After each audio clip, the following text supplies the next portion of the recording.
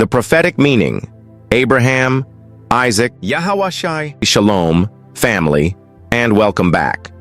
We've journeyed with Abraham from Ur to the land of Canaan. We've seen the Most High make a covenant with him. We've just covered the most intense test of his life, the command to sacrifice his son, Isaac. But now we must pull back the veil. Because this story was never just about Abraham and Isaac, it was prophecy in motion. What happened on that mountain was a shadow, a blueprint pointing to the ultimate reality, the true substance of our salvation. This was always about Yahawashi. Let's start with the words of the Messiah himself. In the book of John, chapter 8, verse 56, Yahawashi is confronting the Pharisees, and he drops a profound truth on them. He says, "Your father Abraham rejoiced to see my day, and he saw it and was glad." Think about that. Abraham wasn't just looking forward to a generic blessing. He saw the day of the Messiah. He was given a glimpse into the plan of salvation, and it filled him with joy. When did he see it? On Mount Moriah. He saw it when he raised that knife, believing the Most High would provide a lamb, and in that moment, he understood the substitutionary sacrifice that would one day redeem the nation. His faith was not blind. It was forward-looking. This brings us to the core of the prophecy. Abraham and Isaac were playing roles on a divine stage. First, Isaac is a perfect type, a foreshadowing of Yahawashi. He was the beloved, long-promised, only son of the covenant. He willingly submitted to his father's will, even unto death.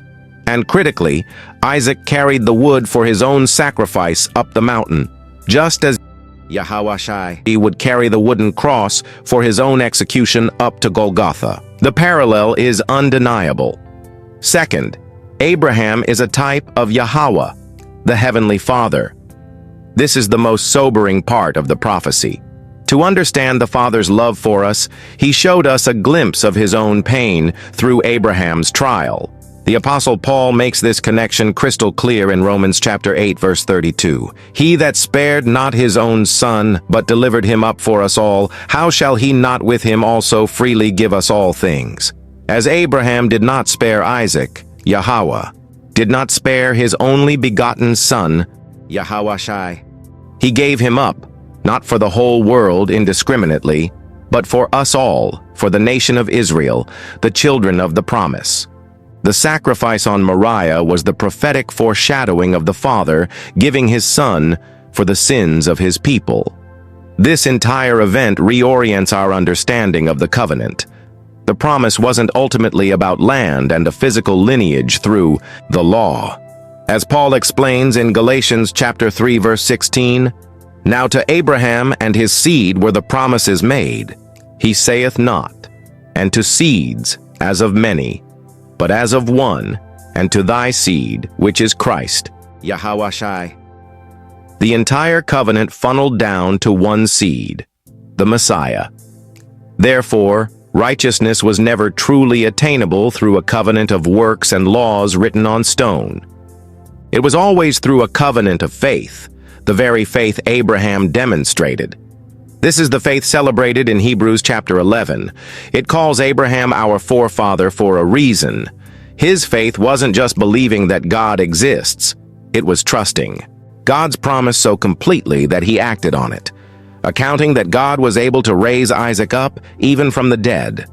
He believed in a resurrection because he saw the day of the one who is the resurrection and the life. So when we look back at Abraham and Isaac on that mountain, we are not just seeing a historical event. We are seeing the gospel written in the sands of the ancient world. We see the love of the Father, the obedience of the Son, and the promise of redemption for the nation. This wasn't just a test of one man's faith. It was a declaration to all generations that Yahawah would provide a lamb for himself, and his name is Yahawashi. If you like this story, don't forget to like, subscribe, and share it with someone who needs it. See you soon in the next segment.